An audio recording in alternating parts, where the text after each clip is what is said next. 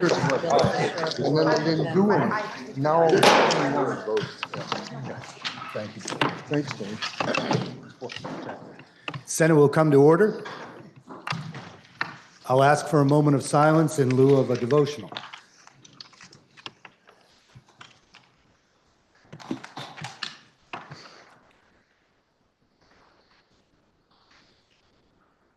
Thank you. And good afternoon. Good afternoon, Dave. Are there any announcements? Seeing none, we have one bill for referral, H-398, an act relating to the Vermont Economic Development Authority, appearing on the calendar for notice and affecting the expenditures of the state, is referred to the Committee on Appropriations. We have on the action calendar, H-243, an act relating to the regulation of business organizations.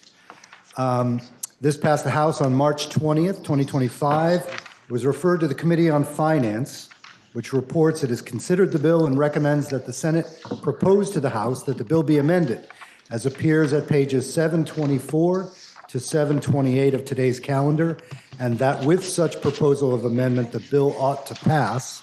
Please listen to the second reading of the bill. H-243, an act relating to the regulation of business organizations. I'd like to recognize the senator from Chittenden North, Senator Matos, for the report of the Committee on Finance. Thank you, Mr. President. As everybody's getting a copy of the bill, you'll notice that it's 106 pages, H-243. So I'm going to walk us through each page of that to get to the very end and talk about our amendment that we made in finance. I'm going to do that all on one piece of paper, so please bear with me. Titles 11, 11A, 11B, and 11C of the Vermont statutes annotated generally govern Vermont's business organizations. H-243 amends the language in those titles in various ways, but the changes can be put into four main categories: technical corrections, harmonization of terms, elimination of redundancies, and adding some new language to help prevent fraudulent business filings with the Secretary of State's office. If you want to follow along, if everybody has it, I think so. Sections 1 through 7 of this bill mostly pertain to Title 11 amendments. Title 11 governs Vermont corporations, partnerships, and associations.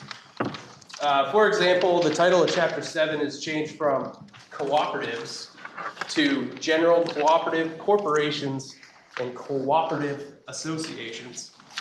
And instances of corporation are changed to association, just to update how the Secretary of State's office uses these terms. Several instances of the procedure for using an agent for service of process, which is if you are a business entity, you'll have a registered agent. That's just for service of notice. If you're getting sued, if you're getting a notice, someone needs to be able to receive that. There are also instances in this section that gives the authority for the Secretary to adopt forms, rules, and to implement the process and provisions of governing business registration in Section 1639. This authority is currently available to the Secretary excuse me, in other business organization statutes, but not for registration. Section 1655, it harmonizes the agent for service of process, which is cross-referenced throughout the section. Specifically, a person is required to designate and maintain an agent for service of process with the Secretary of State's or Secretary's office and maintain this information to be current.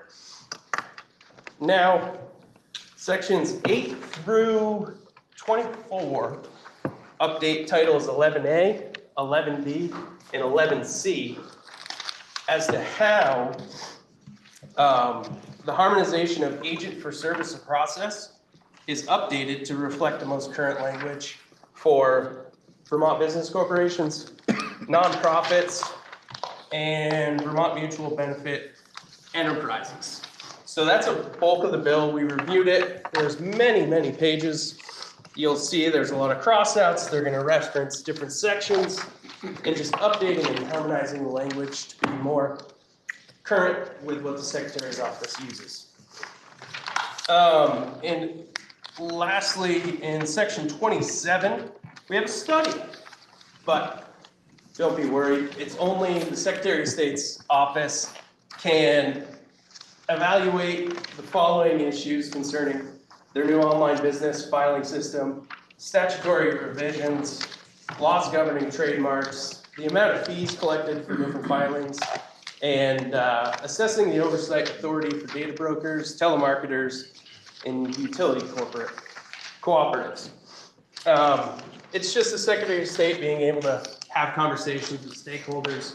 It's not going to be a formal group that comes together. It's going to be very fluid to be able to gain more information from folks that are involved in these types of dealings with the Secretary. And then lastly, our recommendation of amendment, you can find that on page 716 of today's calendar, or not today's calendar, 724 of today's calendar. We just make references to a certificate of good standing. Right now, it's called a few different things depending on what the organization type is. We're just going to make a reference in subsection 1657 and update all these certificate of good standings that corporations, which are, it could be an LLC, an LLP, C Corp, anything like that. It makes it more streamlined to be able to get that certificate that says you're in good standing with the state. You have no outstanding claims, nothing to worry about there. And then we made one tweak on who the report gets sent to from the Secretary. When it initially came over from the House, that report was not going to come to Senate Finance. So we added ourselves in so we could get the report back. And on a 7-0-0 vote, your Senate Finance Committee recommends the bill ought to pass as amended. Thank you. Thank you, Senator from Chittenden North. Question is, shall the Senate propose to the House to amend the bill as recommended by the Committee on Finance? Are you ready for that question? Senator from, can't come up with it. Senator from Orleans. Thank you, Mr. President. I'll forgive you for forgetting my time. May I inquire the report of the bill? Reporter will be interrogated. Thank you, Mr. President. I wanted to ask the reporter on section 1628, page 20, page 19 and 20, that piece of paper. A registrant that ceases to do business with the state shall submit the Secretary of State for filing the certificate of cessation. But then later on the next page, 21, you remove the penalties. Mr. President, my question is, are there any penalties for not filing that? A lot of people, when they start up a business, they may understand that they need to file to start a business, but not everyone may understand that they need to file to cease their business as well.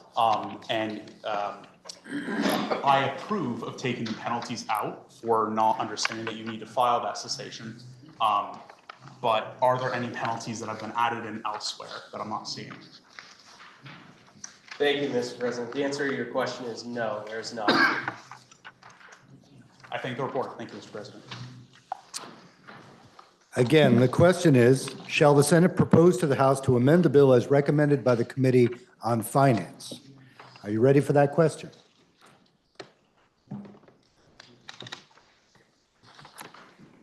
Could we have quiet in the chamber, is the request of the Secretary. I'll repeat the question. Shall the Senate propose to the House to amend the bill as recommended by the Committee on Finance? Are you ready for that question? If so, all those in favor signify by saying aye. Aye. Those opposed, nay. The ayes have it, and you have proposed to the House to amend the bill as proposed by the Committee on Finance. Question now is, shall the bill be read the third time? Are you ready for that question? Senator from Chittenden North. Thank you, Mr. President. I'd be remiss to say that we did have some witnesses in committee that went over this lengthy bill. We had the Director of Business Services over at the Secretary of State's office, and we also had our own legislative counsel from the Office of Legislative Counsel. So I just wanted to let everybody know that we did hear from interested parties throughout the process. Thank you, Mr. President. Thank you, Senator. Again, the question is, shall the bill be read the third time? Are you ready for the question? If so, all those in favor signify by saying aye. Aye. Those opposed, nay. The ayes have it, and you have signified that the bill should be read the third time. We are going to pass over, my understanding is, S9, and that takes us out of the orders of the day. I'd look to the senior senator from Chittenden Southeast for a motion. Thank you, Mr. President. Pending announcements, I move the Senate stand in adjournment until tomorrow, Friday, April 11th, at 11:30 a.m. The senior senator from Chittenden Southeast has moved that the Senate stand in adjournment until 8:30 or 11:30 a.m., Friday, April 11th. Are there any announcements? Yes, Senator from Washington. Thank you, Mr. President. Senate Finance will meet at 1:30. Senator from Washington. Thank you, Mr. President. Senate Appropriations will also meet at 1:30. Senator from Rutland. Thank you, Mr. President. As will Government Operations. Senator from Windsor. May I just, is this a moment where I could stand on a point of just personal amusement? I don't believe we have a point of personal amusement, but should you call it a point of personal privilege and remove the amusement? I would. I just, having been here long enough to appreciate David Hall and the incredible work he's done both for us here in the legislature and now for the Secretary of State, it is with amusement that Chris has left. Oh dear. That I observe and appreciate H243.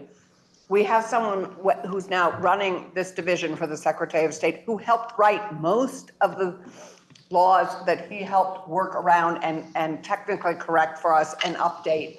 And so it's with amusement and pleasure that I observe David's great work in two different capacities. So thank you, David Hall, if you're listening.